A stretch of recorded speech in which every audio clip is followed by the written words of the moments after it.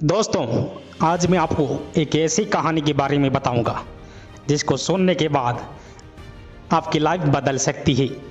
चलिए, आपका ज़्यादा समय ना लेते हुए इस कहानी को शुरू करते हैं।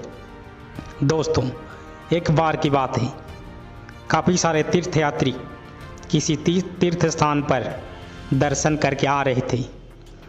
बस पहाड़ी इलाके में बस सफ़र कर रही थी।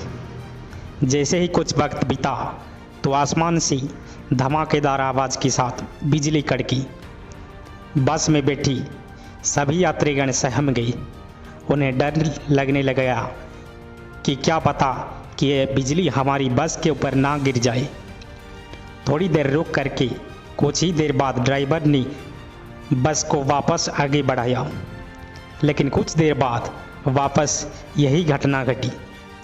धमाकेदार कड़ाके की आवाज़ के साथ एक बार फिर बिजली कड़की। इस बार ड्राइवर ने बस पूरी तरह से रोक दी और ड्राइवर बस के अंदर आ गया। यात्रियों के पास उसने कहा कि देखो, इस बस में एक इंसान ऐसा बैठा है, ऊपर वाला उसे अपने पास बुलाना चाहती, इसलिए 2 बार बिजली गिरते गिरते बची है। अब हम उस इंसान का पता कैसे लगाएं? ड्राइवर ने कहा कि सामने वह 50 मीटर दूर पेड़ दिख रहा है।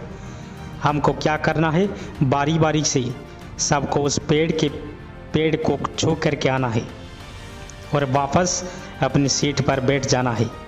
जो भी वह इंसान होगा उसके ऊपर उसको ऊपर वाला ऑटोमेटिकली अपने पास बुला लेगा। सिलसिला शुरू हुआ। बारी बारी से सभी लोग पेड़ को छू कर आने लगे और अपना स्थान ग्रहण करने लगे। लेकिन अब आखिरी में एक इंसान बचा। सबको लगा कि भाई यही वो इंसान है जिसकी वजह से हमारे साथ इतनी प्रॉब्लम आई थी।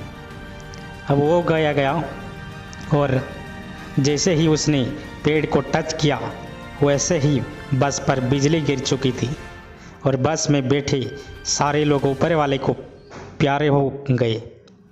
और वो सारे लोग यही सोच रहे थे कि सिर्फ एक इंसान की वजह से हमारी जान को खतरा है, जबकि उस इंसान की वजह से उनकी जान बची हुई थी। यानी कि वो एक आदमी था जिसने इतने अच्छे कर्म किए हुए थे जिसकी वजह से सारी बाकी बचे हुए थे।